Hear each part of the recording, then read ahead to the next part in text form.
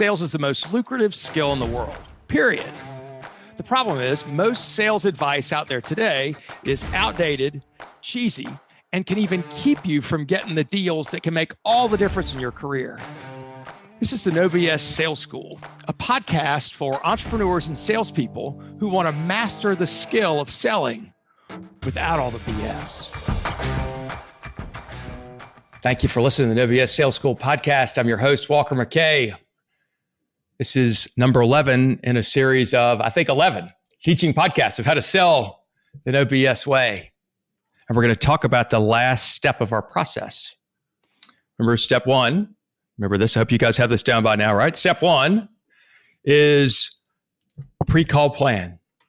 Step number two is manage expectations. Step number three is figure out the prospect's situation. Step number four is discover, disqualify, where you find out their pain, their budget, and their decision. The next step is closing, where we close before we present.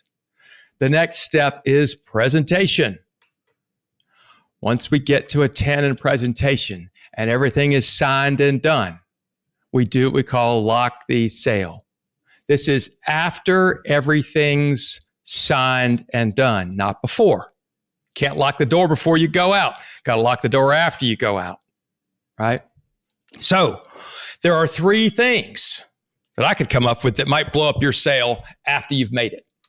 And this really sucks after you spent the time to close something and then it blows up. You ever had this happen before where you make a sale, you get the contract signed or whatever, maybe you even get a check. On Friday afternoon, you go buy your friends beers because you're so excited, it's all good. And then Monday morning, you come in and your voicemail's blinking and it says, I changed my mind. Tear up that contract. I'm going to put a stop payment on the check. We've gone a different direction. That ever happen to you? Well, I hope it never does, because when it does, it's like a stab in the eye. Let's stop that from happening. And here's how you do it. Once again, it's with complete transparency and humility, which I want us to bring every moment of our sales call is with transparency and humility. This is not any kind of forcing. This is just being real with people. So, three things that can kill your deal offers that I've come up with. Number one, your competitor screws it up. Number two, they get buyer's remorse of some kind. Or number three, implementation is much harder than they thought it was going to be, or it just gets screwed up, right? These are our realities. So for those of you that are taking business away from an incumbent, do you think that guy's going to call your new client back when they find out they've lost? Well, that's the question you ask, right? So you got your contract signed, you got your money, whatever. And you say, Susan, I really appreciate your trusting me enough to help you fix this problem. And we're going to look after you. But I'm curious, do you think Bob, the guy that we're firing to hire me, do you think he's going to call? Here's where often you'll see like a deer in the headlights look from your new client. And by the way, they're at their highest trusting level of you so far right now. They just hired you to fix a problem. They have a plan in place and they're excited about it. So I want you to say, hey, do you think Bob's going to call? What do you think he's going to say? And how will you respond to that? Right? You're going to get that often the deer in the headlights look. Oh shit, I guess he will. What do you think he's going to say? Well, he's going to be pissed. And how will you respond? Well, I'm going to tell him, what you hope they'll say is, I'm going to go tell him to jump in the lake. Or something better.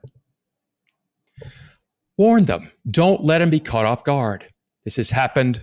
Long story, but my mother moved investment people. She switched from one investment person to another about 10 years ago. It was a much better fit. I suggested she do this. And so she moved her money to a more managed fund account or place. And I didn't think about it. Wasn't really my responsibility, but I wish I had asked her, hey, do you think the guy you're doing business with for 30 years, do you think he's going to call? Because he did. And he was rude as hell, scared the hell out of her, right? You need to warn her of that, because if she'd been ready for the call, she could have handled it a whole lot different. This is part of showing your new client that you understand their world. Do you think he's going to call? Even if they say no, you say, well, if he does, what do you think he'll say? And how will you respond? And you can coach him if you want to. Hell, you can even offer to say, you want me to call him for you. That's really fun to call your competitor and say, by the way, you got fired. Don't worry, I've taken care of it. Some of you can't do that, but some of you can. I made the call once. It's awesome. The second thing is buyer's remorse. And so this can happen a couple of ways. One, if it's an expensive thing or something, you can say, hey, listen, how are you going to handle it when you wake up in the night, middle of the night, and go, holy shit, I just spent a ton of money on whatever it is. I can't believe I did that. What are you going to say to yourself to make you feel better and go back to sleep?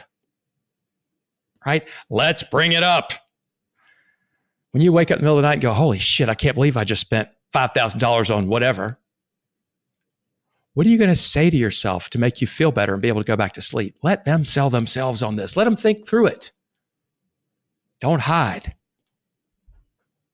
Sometimes too, if it's a bigger, more enterprise sale, they're going to get some pushback from their employees or something. And so maybe what you say is, hey, what do you think your employees are going to say when you come home and tell them you've made this change?